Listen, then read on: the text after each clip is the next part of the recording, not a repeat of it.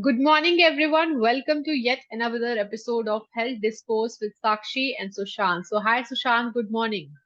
Hi, good morning. How are you doing today? It's been quite long since we've done a talk. Yeah, we did a webinar this Sunday. Yes, Sorry and it for was it was a fabulous webinar. And for all our listeners, if you haven't already participated in the webinar, please do tune into our YouTube channel, and you will actually find the webinar on oral microbiome and its relationship with holistic health over there. Yeah. So, folks, today our point of discussion is going to be something really interesting. It is something which we actually use for cooking, and it is a very basic thing which all of us actually know subconsciously, but we haven't really acted on it for lack of information or for better, lack of proper ingredients that are being used to process that particular commodity. So, what I'm talking about is seed oils today. So, Sushant, Mm. we would like to begin this discussion by understanding of how seed oils these days is impacting our lives, because we have seen a lot of news related to spices, and a lot of spices are being banned. Processed packaged foods are being banned across the world because they're testing for certain sort of pesticides and chemicals. So please help us understand how seed oils are actually impacting our lives. First of all, let us briefly talk about fats, right? So again, fats is one of the essential uh, macronutrient. It is one of the most nutrient dense uh, vis-a-vis carbohydrates, right? So essentially, our brain is made up of 80% fat, right? Every cell, we have around 40 trillion cells, 38 trillion cells to be precise. Every cells have a cell membrane, right? And that cell membrane has to have certain amount of cholesterol, fatty acids, lipoproteins, healthy fats, like lipids, to maintain its structure and fluidity. And I think we have discussed this earlier also, that this structure and fluidity, facilitates intracellular signaling, which helps, cells what is outside, probably, that can help produce, activate GLUT4, produce nitric oxide, regulate mitochondrial biogenesis, multiple functions, right, which helps in regulating our body, keep our body in immune status, right? So we essentially need a lot of the healthy fats, right, uh, which are required for cellular health, right? Again, our brain also, we also need fats, right? Our brain is 80% fat, right? So again, these a lot of these fats comes from what we eat, right? So let us break down into the fats, healthy fats, and so-called unhealthy or healthy fats, right? So we have saturated fat, which has zero bonds, and which has have had a bad name because earlier there were a lot of reports that saturated fat can increase the risk of cardiovascular disease and all that, right? So a lot of people, even still today, a lot of people say eat less of saturated fat, or more of unsaturated fat, right? So essentially, I would say there's a mixed response, and I would say you should not consume excess of saturated fat. Saturated fat is really, really good, right? It's really healthy, right? For instance, food such as ghee, right? Butter, right? Coconut oil, these all are healthy fats. Saturated fat, right, which is really, really healthy. Second is the unsaturated fat, which is again direct, bifurcated into mono, which is single bond, and poly, which is double bond, right? So again, monounsaturated fat is really healthy. You should have these in your cooking oils, right? Another point is you shouldn't overheat any of these oils, right? So that is one thing we should understand, right? But mono is one of the great source of healthy fat, and you would find this a larger proportion of this in oils such as olive oil, avocado oil, right? Sesame oil, right? So most of them we generally use olive oil right now. Right? That's a preferred go-to oil when it comes to cooking or even for salad dressing, right? Other is the polyunsaturated fat, which we think is good, but it is a culprit in terms of, because it has very high of omega 6, and if you see any of the oils which you purchase from outside of the market, it has the ratio of omega-6 to omega-3 minimum is 2 is to 1, and we have seen the ratio suggest 17 is to 1 also, which is highly inflammatory, right? So polyunsaturated fat is something which react with oxygen. So a lot of these oils, such as so seed oils, since you mentioned, so seed oils or vegetable oils, right? These are marketed as such because these are assume okay, it is if you have vegetable oil, seed oil, it is said seeds and vegetables are good for the body, so oil has to be good, and that's how people think it is healthy, right? So Sushant, here I would yeah, like you to emphasize on what kind of seed oils are we talking about here, because people they don't really I'm coming understand. into that. I'm coming Yeah. into that. So soy oil, corn oil, safflower oil, sunflower oil, right? Rapeseed oil, rice bran oil, right? Canola oil. All these are form of vegetable and seed oils, which are really, really high in polyunsaturated fats, right? So these, by the nature of the biochemistry of these oils, it can easily oxidize with oxygen inside our body once we are ingested, right, in the bloodstream, and it could trigger oxidative stress, right? And if it is heated, for instance, these oils are basically used in a lot of restaurants and fast food chains, and even the chips or the snacks which you use. This Pepsi recently mentioned in one of the article that one of the news article that they are replacing palm oil with sunflower oil. It's the same thing, palm oil, sunflower oil, all have high in polyunsaturated fat. It is not going to help. So people are thinking sunflower oil is healthy. It is not. It is very high in polyunsaturated fat, right? So it can easily oxidize. So it can react with oxygen. That's if for people who do not understand, oxidize is reacting with oxygen to create which creates sort of biochemical products which is really, really inflammatory, such as because of oxidative stress, right? Again, if it is overheated, it quickly oxidizes and quickly causes oxidative stress, right? Now, oxidative stress, what it does is, so in terms of our cells, right, we have an enzyme, we have protein within the cells, these protein perform various biochemical reactions. So the oxidative stress actually, oxidizes these metals on these proteins, right? Or it changes the structure of the proteins. Proteins become dysfunctional. It cannot communicate. It cannot pass on the message to the cells. There's a lack of intracellular signaling, right? Cells become dysfunctional. Mitochondrial. There is a disruption in the flow of electrons. Mitochondrial become dysfunctional. Mitochondrial dysfunction happens. This is the starting point of all diseases, right? So for instance, if there is an oxidative stress because of high consumption of seed oils, probably we are uh, consuming ranging from 10 to 30% of calories through these seed oils, right? Which is really, really alarming, right? So again, these seed oils could all cause oxidative stress, which can lead to oxidation of certain metals on these proteins, such as zinc, which is said to trigger insulin secretion via pancreas, or chromium, which improves the insulin receptor activity, right? So if these metals are oxidized, right? So again, the proteins cannot function and become dysfunction, and your mitochondrial dysfunction. It could cause type 2 diabetes and cardiovascular diseases, right? And it also disrupts your nitric oxide production, right? So it do you know it does impact your metabolic health, right? So to speak. Yeah. Yeah, that's precisely correct. But let us talk about the health impact, the adverse impact on health. What kind of toxins that these oils are releasing inside our body? So as I mentioned, so it directly impacts your cellular health, it directly lead to cell dysfunction, right? As I mentioned, it would lead to type 2 diabetes, cardiovascular disease. It would disrupt nitric oxide production, right? Which would cause all metabolic issues, erectile dysfunction, chronic kidney disease, cancerous situations, right? There are carcinogens also, so it could increase the risk of cancer as well, right?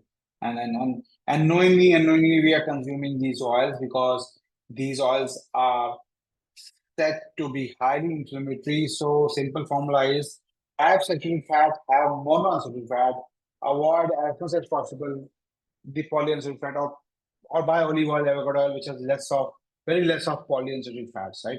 And do not overheat it, right? So these are few things which has to be remembered when it comes to seed oils, right? So it reacts with oxygen, it causes oxidative stress. Oxidative stress could lead to cardiovascular disease, it could lead to cell dysfunction, it could actually trigger type 2 diabetes, cardiovascular disease, right? That's correct.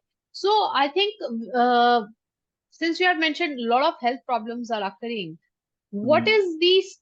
I mean, a human mind has a stimulus, right? Why people are actually buying these oils? Is it about the misleading advertisements or information, or is it Yeah. something to do with the kind of is it the economic factor? Is it the price? So, what are Okay. the factors which are actually influencing people's buying decision for such things? Because from what I've understood, that health is the main priority for everyone, right? But maybe you should shed some light on why people are, again going and buying these things There, when they know. there are three reasons to it, right?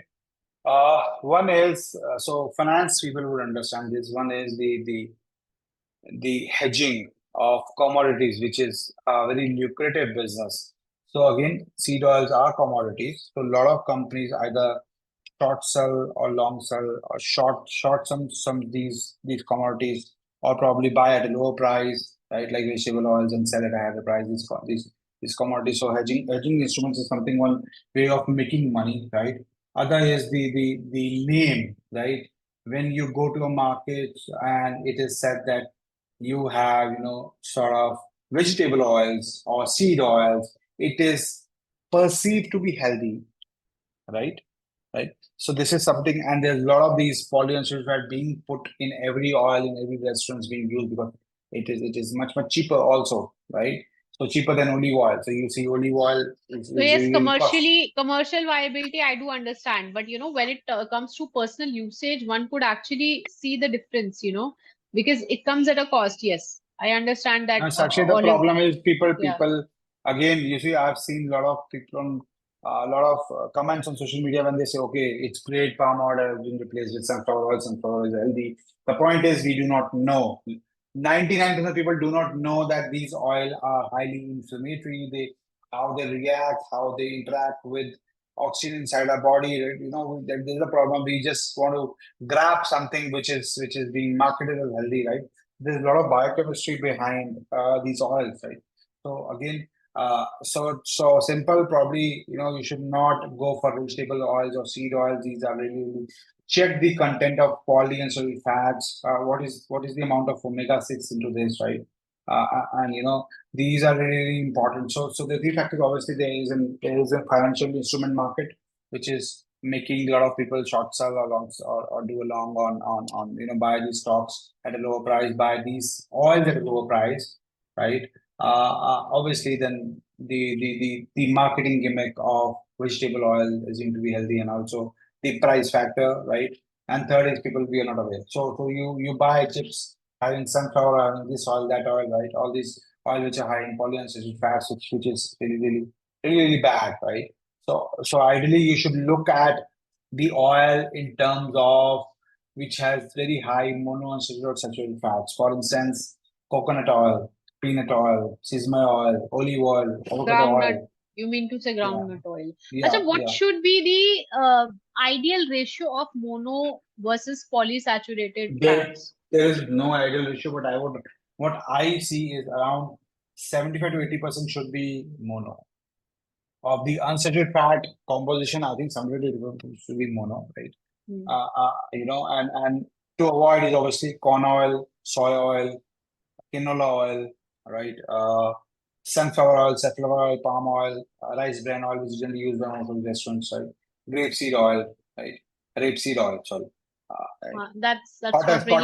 Cotton seed Yeah, oil, right? pretty common in India, in Indian sense, but these oils are pretty much commercially used. Yes, we do that. So, what is your suggestion to all the people who are actually buying their groceries in terms of oil? Because when we get people, when we give recommendations to our customers, they also have the same question: what should be the ideal cooking oil for us? What So do yeah, you? as I Yeah. mentioned, buy olive oil, extra light olive oil, which can be easily cooked and heat at a lower flame, right? Mhm. Avocado oil, sesame oil, coconut oil, right? You can use When you are ghee. saying sesame oil, that means cold pressed. It is not Yeah, refined. so okay, so one more thing important here. So another Yeah. factor which we have to consider is, good you brought this point, right? Because I think somehow I missed this covering, right?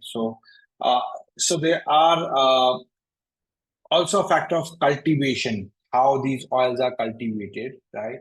So it is unrefined or it is cultivated for a longer period of time. It is cold pressed. You don't need to apply certain processing methods like heating and a lot of these things to The extract the oil. refinement, the Yeah, yeah. refinement process, Yeah, that's a yeah. pretty long, lengthy process. Ye- Yes, we Yeah, know that. so you should look at unrefined cold pressed oils.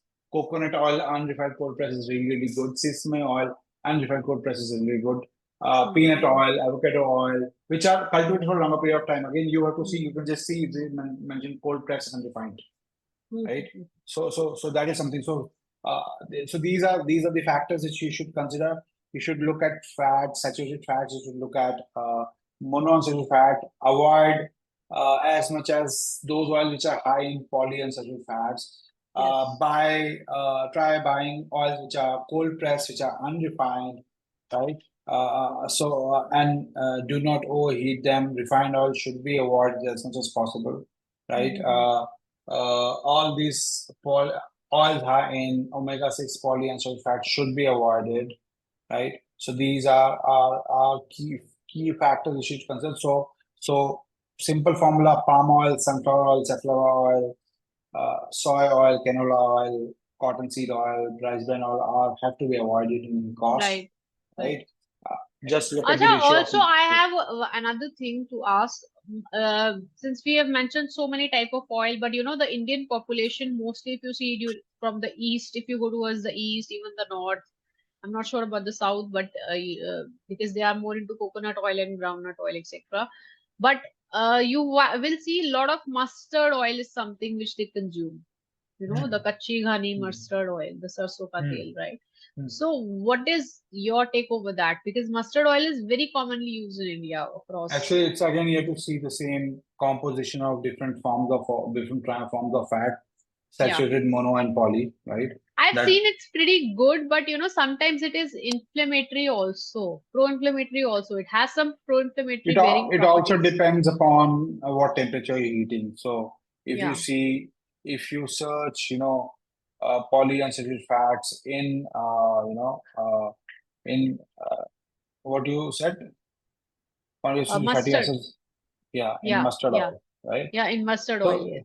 so you have to check at all these things. So these are the three parameters you should look at, right? Saturated, mono, and poly, right? Again, unrefined, cold press, right? Yes. So again, mustard oil, what I've seen is 60% monounsaturated fatty acids, which is good, right? Right? And 21% is polyunsaturated fat, right? So again, it's again the ratio of omega-6 to omega-3 is 2.5, right? So again, you can mix. I could say you could use it, but again, don't overheat it because it's a normal ratio of 21%. And I'll tell you something. When you're cooking with mustard oil, you actually have to heat it because what happens with the cold press oil, the natural fragrance. There is a fragrance of mustard, So strong mustard oil, fragrance of mustard. which you asked mustard oil, so it has Yeah, 60% mono, 21% poly, then 21%, 15% is omega-6, 6% is omega-3, right? So yeah, the ratio yeah. of omega-6 to omega-3 comes to 2.5 is to 1, which is again high, right? Mhm. Again, mono is there, so you could use for cooking, but again, you have to be very used in moderation. This is my personal opinion, right? Yeah, yeah. We generally use olive oil, right? Yeah, we And use I so the kind of oils we have used: olive oil, sesame oil, cold pressed. I have used that mm, for pickling as well, for pickling of vegetables, the Indian mm, pickles, and it's very good. It's very nicely it comes out mm, nicely, and you don't need anything. Your pickle, it doesn't get spoiled. There is a mm, good life shelf life mm, of the pickle when you're using this cold press oil. I've seen that. mm, Yeah. mm, So mm, mm. yes, I think that's pretty much correct, what you're saying. So, Yeah. so I think with this we have come to the end of this discussion. Any parting words would you like to add here? Yeah, first thing is obviously this, this is insanity that I've seen people are saying healthy snacks. There's nothing called as healthy snacks here. All the packaged foods would have some sort of inflammatory oil or some sort of emulsifiers or bad elements, right? Which is going to trigger inflammation. That these are some healthy things, right? So if we eat healthy, there's a lot of vitamins and nutrients in vegetables and fruits which you get in uh, grains which you can eat, right? Wheat all has, source of good source of protein, right? So good source of polyphenols, fibers, right? Millets, right? So all these are sort of healthy alternatives, right? So packaged food, nothing is healthy. You should avoid saying this is healthy, that is healthy, because this is actually all fueled by all these so-called funds who are doing FMCG products. They know and they know shit about health or the nutrition, right? They're putting anything and everything in these foods, right? So, so, so ideally, it is, do not buy these products, right? I know I can name. I don't want to name. There are a number of products which has all these bad stuffs going on inside the mouth, inside the body, right? Which triggers inflammatory. Yesterday we just posted about Diet Coke also, right? So again, Diet Coke is it first thing it impacts your oral microbiome, and it makes your oral environment acidic. It erodes your enamel. You have a gum disease, you have diabetes, right? So it's not always about avoiding sugar. So things which are saying sugar free, it's completely avoided because again it will have aspartame, saccharines, and a lot of these artificial sweeteners. So ideally, simple formula, avoid things which are made in factory and consume things which are made in farms. Right? That's a simple philosophy which we I follow. totally agree with this because most of our consumption is 70% from that, you Hmm. know, from the farms, So you, whatever is you you coming. see the seed oils is going to replace the healthy fats, is going to change the structure and fluidity of your cell membranes. Your cells become dysfunctional, your mitochondria become dysfunctional. It is linked to every single disease, right? Yeah. That's correct. So I think thank you, Sushant, for such an amazing discussion. And we Thank you. will be back with another episode. Thank you. Yeah. Thank you. Bye bye.